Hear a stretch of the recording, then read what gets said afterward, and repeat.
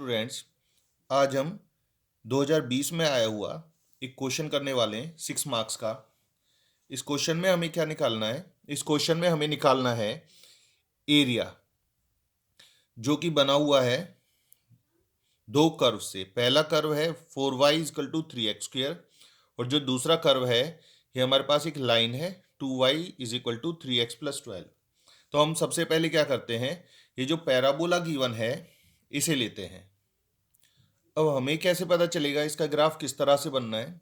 अब देखो, यहाँ पर हमारे पास y की पावर 1 है और x की पावर 2 है। जब भी ऐसा होता है कि दो वेरिएबल में से एक वेरिएबल की पावर 1 हो और दूसरे की 2 हो, तो ये हमारे पास बनता है पैराबोला। और हम क्या करते हैं, जैसे y की पावर 1 है तो हम क्या करते हैं, जो पैराबोला है वो y के दोनों तरफ बना देते हैं। तो ये हमने क्या कर दिया, एक पैराबोला बना दिया y के दोनों तरफ, क्योंकि y की जो पावर है वो हमारे पास 1 है। इससे हम क्या करते हैं, सबसे पहले y की वैल्यू निकाल लेते हैं। तो y की वैल्यू आएगी y is equal to 3x² upon में 4। इसके बाद हम क्या करेंगे, लाइन की इक्वेशन लेते हैं। लाइन की इक्वेशन है 2y is equal to 3x plus 12। और लाइन में हम क्या करते हैं, एक टेबल बनाते हैं।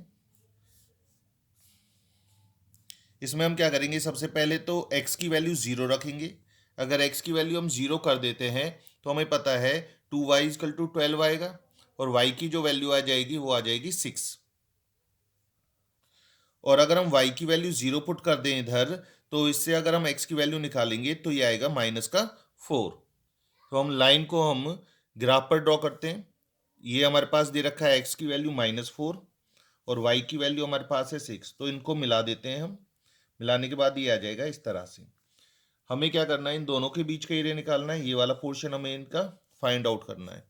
तो अगर ध्यान से देखो तो जो शेडिंग वाला पोर्शन है इसमें ऊपर है लाइन।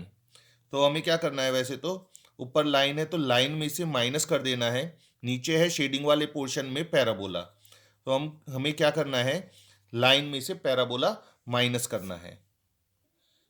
एरिया निकालने से पहले हमें ये देखना होगा कि ये जो दोनों ग्राफ्स हैं, दोनों की दोनों कर्व्स हैं, ये हमारे पास किस पॉइंट पर इंटरसेक्ट हो रहे हैं। तो ये पॉइंट हम निकालेंगे।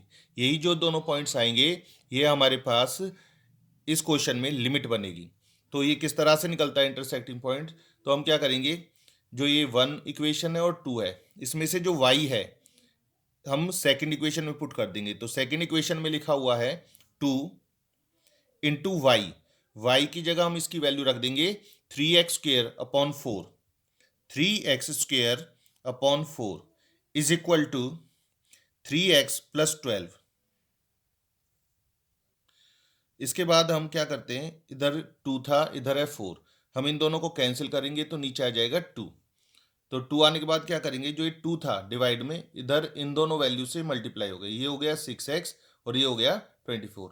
अभी हमें दिख रहा है, हम अगर सारी इक्वेशन को 3 से डिवाइड कर दें तो ये 3 से डिवाइड हो जाएगी। तो हम इसको छोटा करने के लिए हम इस सभी इक्वेशन को 3 से डिवाइड कर देते हैं। 3 से डिवाइड करेंगे आएगा 2x, 3 से डिवाइड करेंगे तो आएगा 8 और हमारे पास ये इक्वेशन तैयार हो जाएगी x² माइनस 2x प्लस 8। अब हमें इसके फैक्टर बनाने हैं मिडिल टर्म स्प्लिटिंग से। ऐसी दो वैल्यू लेनी है जिनकी मल्टीप्लाई करें तो 8 आए और प्लस माइनस करें तो 2 आए। तो ये हमारे पास बन सकता है x माइनस 4 और x प्लस 2। इधर हमारे पास छोटी सी मिस्टेक हो गई, यहाँ पर आएगा माइनस का। और यहाँ से हम x की दो वैल्यूज निकाल लेंगे। ये +2 था तो -2 हो जाएगा, -4 है तो ये हो जाएगा +4। तो हमारे पास लिमिट आ गई -2 से लेकर 4 तक। तो अब इस क्वेश्चन को सॉल्व करते हैं। तो क्वेश्चन किस तरह से सॉल्व होगा, एरिया में निकालना है तो हम निकालेंगे, जैसा हमें पता चल गया लिमिट -2 से 4 है तो हमने लिमिट रख दी अपनी -2 से 4। यहाँ हमने लिखा था लाइन में से पैराबोला माइनस करना है, तो यहाँ भी हमने लिख दिया y of line minus y of parabola. अच्छा, लाइन में से हमने y की वैल्यू निकाल दी ये वाली, और पैराबोला की पहले से हमने निकाल के रख रखी थी वैल्यू। अब क्या करते हैं, इसको सॉल्व करने के लिए हम इसका एलसीएम लेते हैं। एलसीएम हमारे पास आएगा 4, 2 से डिवाइड करेंगे 2 आएगा और ये ऊपर आ जाएगी value 6x plus 24 minus 3x²। अब हम क्या कर सकते हैं, ऊपर से तो हम 3 कॉमन ले रहे हैं और नीचे से 4। अगर ऊपर से 3 कॉमन लेते हैं तो ये आएगा 2x, 3 कॉमन लेने के बाद ये आएगा 8 और 3 कॉमन लेने के बाद ये आएगा x² dx। इसका इंटीग्रेशन कर देते हैं, ये हो रहा है 3/4, इंटीग्रेशन करेंगे तो ये आएगा 2 ऐसे ही। x का इंटीग्रेशन होता है x²/2, 2 से 2 कैंसिल, प्लस 8 का इंटीग्रेशन 8x और x² का इंटीग्रेशन आएगा x³/3 और लिमिट हमारे पास हमें पता है -2 से लेकर 4 है। अब लिमिट किस तरह से रखते हैं, लिमिट में हम जब रखते हैं तो upper limit minus lower limit होती है। तो पहले 4 पुट कर देते हैं, इधर हम जब 4 पुट करेंगे तो 4 का स्क्वायर होगा और 4 का स्क्वायर होता है 16 प्लस 8 4 जा 32 माइनस, इधर भी जब हम 4 पुट करेंगे तो 4 का क्यूब, ये हो जाएगा 64/3 माइनस। अब हमें लोअर लिमिट पुट करनी है तो लोअर लिमिट है -2।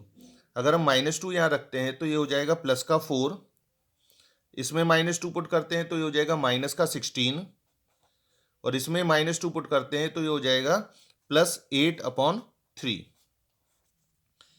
3/4 ऐसे ही आया।